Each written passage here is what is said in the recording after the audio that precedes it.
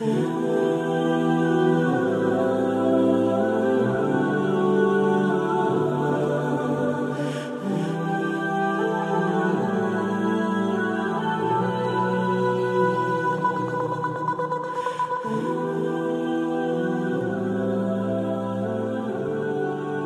alaikum wa rahmatullahi ta'ala wa barakatuh. Comme vous savez, mes chers frères, un groupe ne mérite d'être groupe que lorsqu'il apporte aux éléments qui le composent. Donc un groupe, il mérite d'être groupe lorsqu'il est lumineux et qu'il développe la positivité des membres qui le composent. Donc il faut craindre deux choses. Le fait que Shaitan transforme le groupe du statut de lumineux au statut de ténébreux en extirpant la lumière des éléments qui le composent par l'entremise d'éléments perturbateurs. Donc il est important de veiller à ne pas faire en sorte que le groupe dans lequel vous êtes passe du statut de lumineux au statut de ténébreux. Et comment on peut savoir qu'un groupe commence à devenir ténébreux lorsque ses meilleurs éléments sont écartés? Quand vous avez qu'un groupe perd des éléments essentiels, alors ce groupe-là commence à devenir ténébreux. Et il n'y a pas de bénéfice à constituer un groupe quand celui-ci est ténébreux. Le but de constituer une jama'a, c'est que par la jama'a, on se renforce, on devient fort spirituellement parlant, on se soigne de différents maux. Donc il faut faire attention à ce que Shaitan s'introduise au moyen d'éléments perturbateurs qui vont essayer de déstabiliser le groupe dans ses principes, afin de semer la méfiance entre les différents éléments qui composent le groupe, afin de développer de la rivalité, afin de faire fuir de la lumière. Donc c'est important de veiller à ce que le groupe ne passe pas du statut de lumineux au statut de ténébreux, parce que dans ce cas-là, il n'y a plus de bénéfice à constituer un groupe. Le but de constituer un groupe, c'est justement que celui-ci devient source d'apaisement, de soins, devienne thérapeutique, etc. Et Shaitan sait les dommages que peut causer un groupe pour ses stratégies et ses manigances. Il sait que par le groupe, beaucoup de personnes sont sauvées, sont illuminées, se soignent.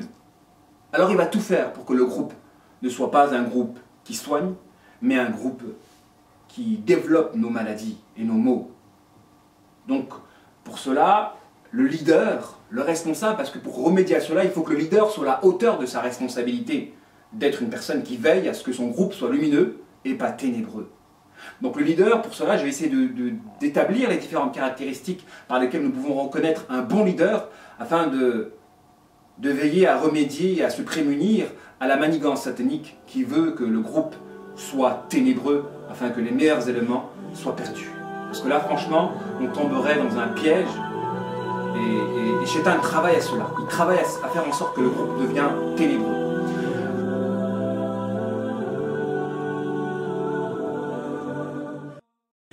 Parmi les caractéristiques qui permettent de voir si un leader est bon ou pas, il y a le fait que celui-ci doit être quelqu'un d'imposant, de meneur, susceptible d'imposer un cadre, parce que les éléments perturbateurs vont vouloir justement déstabiliser ce cadre-là qui permet la réunification des différents éléments qui composent le groupe.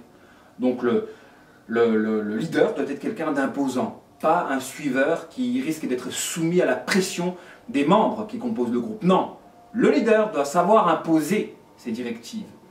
Outre cette caractéristique-là, il doit être quelqu'un de consensuel, et de composer avec les différentes personnes qui font le groupe. Il ne doit pas écarter ceux qui sont moins productifs que d'autres. Non, le leader doit être quelqu'un de consensuel, qui sait développer la potentialité des membres qui composent le groupe, qui sait justement placer un élément du groupe dans le secteur dans lequel il risque de s'épanouir et se réaliser. Donc le leader doit veiller à placer les membres là où ils se sentent vraiment utiles et efficaces. Le leader doit être quelqu'un qui développe la structure.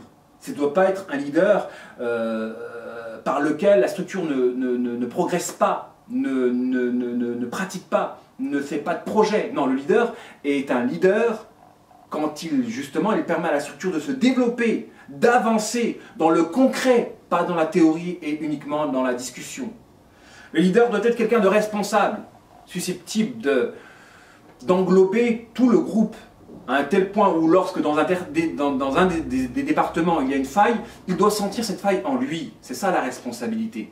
De ne pas être indifférent vis-à-vis des manquements des uns, Hein. Alors d'aujourd'hui, tant que c'est pas moi c'est pas de ma faute, c'est la faute aux autres. Et donc quand une mission est confiée à d'autres personnes, tant que elle n'a pas été confiée à nous, on est indifférent. Mais la mentalité que l'on devrait avoir, étant donné que l'on fait partie d'un groupe, c'est que les manquements des uns participent de nos propres manquements à nous. Et un leader authentique doit être responsable. Il doit totaliser tous les membres qui composent le groupe, au point où les manquements des membres qui composent le groupe doivent être aussi ces manquements-là. Il doit veiller à la responsabilité de tous les éléments qui composent son groupe. C'est comme ça justement que le groupe va se développer et atteindre ces objectifs-là. Donc il doit être quelqu'un de responsable. Il doit être aussi polyvalent, hein, nécessairement, puisque il est responsable, il doit être polyvalent et être capable de pouvoir traiter les différents problèmes que la structure risque de rencontrer dans les différents départements de l'action et de l'engagement. Il doit être aussi quelqu'un d'intelligent. L'intelligence, c'est important parce que comme le leader authentique doit être un meneur rationnel, donc il doit être capable de trouver des solutions à des problèmes inédits. L'intelligence, c'est justement l'aptitude à trouver des solutions à des problèmes inédits. Donc s'il se trouve dans une impasse, il doit être capable de pouvoir remédier à cette impasse-là en trouvant une solution novatrice. Donc il y a une différence à faire entre le leader et l'imitateur. Un leader n'est pas un imitateur, c'est un novateur, c'est quelqu'un qui développe de